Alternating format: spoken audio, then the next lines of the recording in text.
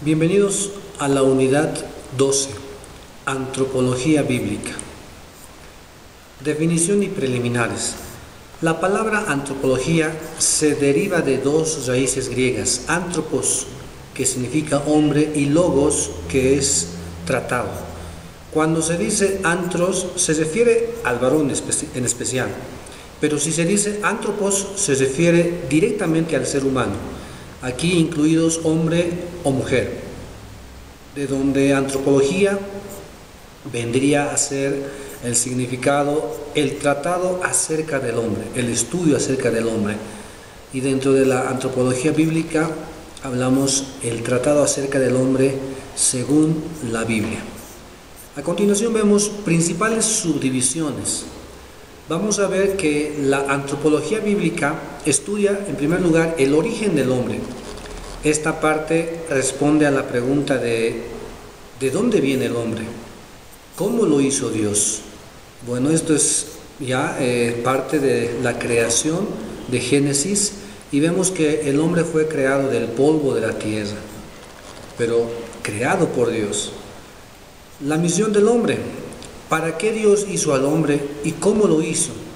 Y eso responde a la pregunta de ¿para qué vino el hombre? ¿Cuál es el sentido de existencia que tiene el hombre? Bueno, esa es la misión que Dios tuvo desde el principio para el hombre. Constitución del hombre. Dios creó al hombre con un propósito, claro, ya lo hemos dicho, pero para cumplir ese propósito lo hizo de una cierta manera, con ciertas características que son propias de nosotros como seres humanos. Los ángeles, como habíamos visto anteriormente, están dentro del ámbito espiritual, en cambio el ser humano está en otro ámbito, y también esto dentro de la voluntad y propósitos de Dios. Las condiciones del hombre, la cual a su vez se subdivide en la condición antes de la caída y la condición después de la caída. Y también, por último, la condición futura del hombre para los perdidos y salvados. Vemos que antes de la caída el ser humano pues estaba en una condición de inocencia, no había pecado en él.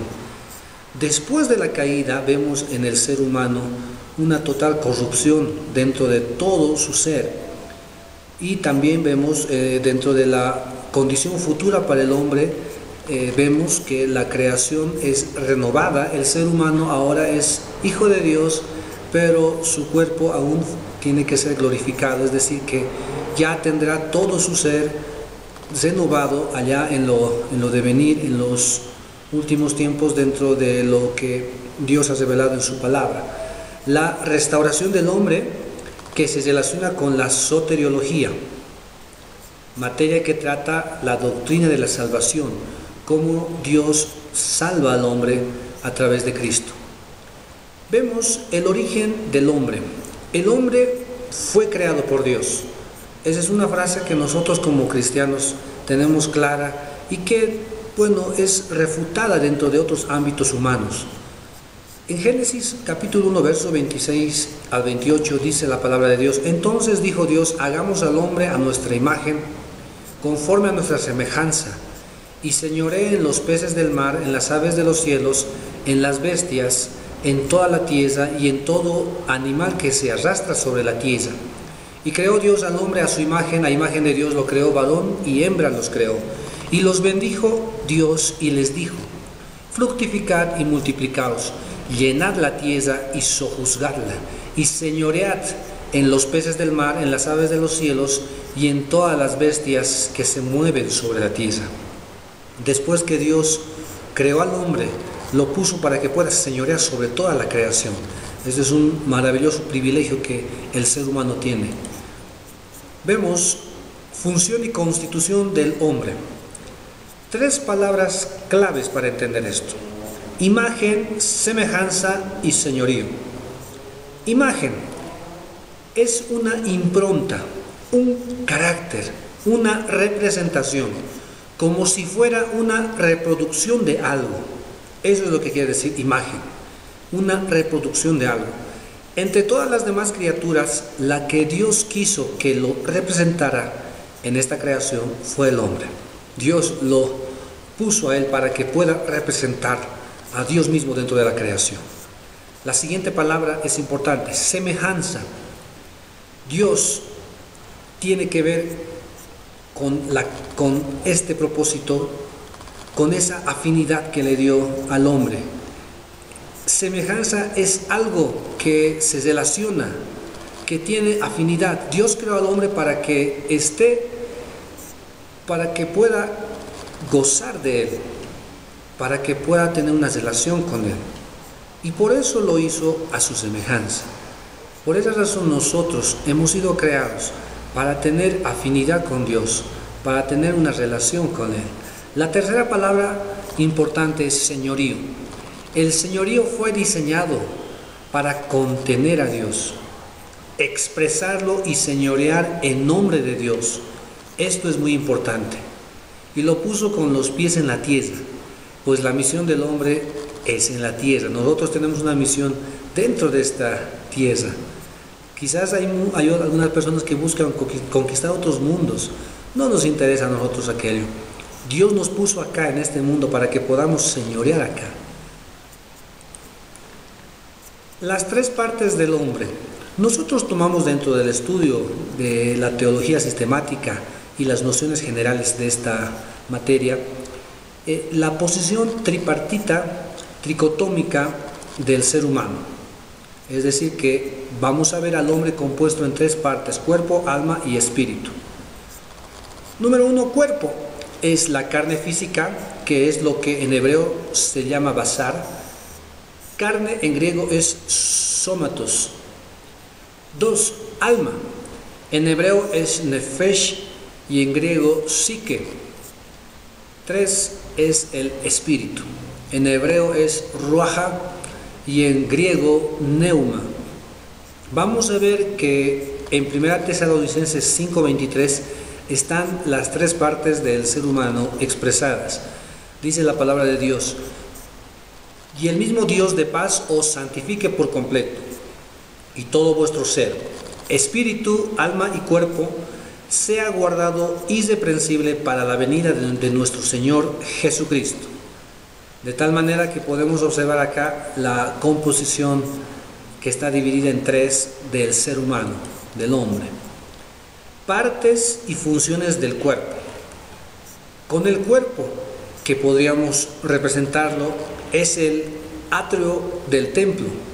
Tenemos contacto con el mundo material exterior, ¿verdad? Los sentidos están ahí. Ahí hay un intercambio sensitivo y motor. Podemos ahí tener los 5 sentidos, con lo cual podemos conocer toda la realidad que nos rodea. Sensitivo para captar, motor para reaccionar, para movernos. Bueno, el cuerpo es el asiento de los sentidos y de los aparatos. Los sentidos, por ejemplo, la vista, el oído, el gusto, el olfato, el tacto, el equilibrio, el sentido senestético, o sea, del cansancio o del dolor, son sentidos con los que captamos el mundo exterior. Los aparatos, el aparato óseo, los huesos, el aparato muscular, músculos, el circulatorio, la sangre, el respiratorio, bueno, los nervios que están entrelazados constituyendo el sistema nervioso, el sistema reproductor, endocrínico, etcétera, etcétera, está contenido en lo que llamamos el cuerpo, la parte material, física del ser humano. Tenemos a continuación también el alma y las funciones del alma. El hombre también tiene alma, nosotros tenemos alma. Podríamos compararlo con el lugar santo del templo. Y con el alma el hombre tiene conciencia de sí mismo, de su yo, de su propia personalidad, de sus pensamientos, de sus sentimientos, de sus intenciones, de sus decisiones. El alma es el yo del hombre, es la personalidad, es aquella parte de la naturaleza humana con la que el hombre es consciente de sí mismo. Las funciones del alma son, podemos resumirla de la siguiente manera: la mente, que son los pensamientos; emociones, que son los sentimientos; y la voluntad, que son las intenciones, decisiones, resoluciones. Ese es el yo, lo que yo pienso, lo que yo siento, lo que yo quiero. Esa es el alma de cada uno de nosotros. Muy bien. funciones del espíritu. El espíritu es la parte más íntima en el hombre. Dentro del templo podríamos ubicarlo dentro del lugar santísimo. Y así como en el cuerpo tenemos conciencia del mundo exterior, el físico material, y con el alma tenemos también la conciencia de nosotros mismos, con el espíritu tenemos conciencia de Dios. El espíritu es el radar que capta la presencia o la ausencia de Dios, la aprobación o la reprobación de Dios. Mire qué importante es este elemento dentro de la composición de las partes del hombre. El espíritu. Con el espíritu podemos saber si Dios está ahí o no está, si estamos haciendo lo que a Él le gusta o no. El silencio de Dios, la alegría de Dios, el permiso de Dios. También podemos saber con el espíritu la prohibición de Dios. La comunión con Dios es por el espíritu del hombre, porque Dios es espíritu, dice su palabra. Ahora mire, cuando Adán pecó, murió su espíritu. Por esa razón el ser humano que no ha conocido a Dios, que no ha sido regenerado, que no ha nacido de nuevo, está muerto en su espíritu, por lo tanto no entiende las cosas de Dios. Para él son locura, no las puede captar, no puede tener dentro de su razonamiento la existencia de un Dios, no puede comprender la voluntad de Dios. Pero nosotros que hemos creído en Cristo, somos salvos y tenemos un nuevo espíritu. Recuperación del hombre. Miren, la mente. En el espíritu del hombre hay mente espiritual. En el alma, mente natural. Y en el cuerpo tenemos el cerebro físicamente, que es estudiado por alguna disciplina. Cuando la mente natural es vivificada por el espíritu, entonces llega a transmitir la mente de Cristo. Miren, nuevamente esto es muy importante que nosotros entendamos. Cuando la mente natural que no tiene a Dios es vivificada por el Espíritu Santo de Dios, entonces llega a transmitir la mente de Cristo, la mente espiritual. Si la mente está basada en su poder almático, también llamado psíquico, es mente natural, una mente sin Dios. Pero si el espíritu llega a ser el espíritu de la mente, bueno, quiere decir que hemos sido regenerados y que entendemos ahora los propósitos de Dios, la voluntad de Dios y todo lo que Él ha preparado. Vida eterna. El trabajo de Dios con el espíritu es regeneración. Cuando la vida divina entra al espíritu humano, los regenera. Cuando la vida divina recibida en el espíritu humano pasa al alma humana, empieza a convertirla, a ganarla, a renovarla. Y es lo que se llama la renovación, lo que escuchamos siempre dentro del testimonio de todos nosotros. Dios nos está renovando. Y cuando la vida divina pasa al cuerpo del hombre, ocurre la adopción. Lo que hizo la caída con el espíritu del hombre fue separarlo. Lo separó de Dios, lo mató. Por eso la Biblia dice que está muerto, porque está separado de la fuente de vida. Entonces, ¿qué pasó con el alma? Bueno, empezó con sus emociones, con sus pensamientos, con su voluntad a hacer lo que le da la gana, como decimos. Comenzó a engrandecerse ella. La caída al alma la convirtió en lo que nosotros escuchamos el ego, el yo. En consecuencia, el hombre ya no seguía por el espíritu, sino solo por su ego.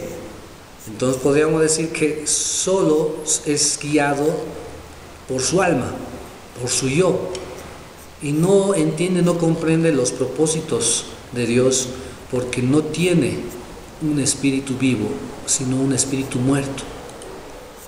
Y ese es el milagro que hizo Dios con nosotros, que nos dio vida, y ahora de aquí en adelante podemos entender el propósito de Dios, porque hemos sido creados, y glorificarle y alabarle y vivir en el espíritu que Él ha puesto en nosotros.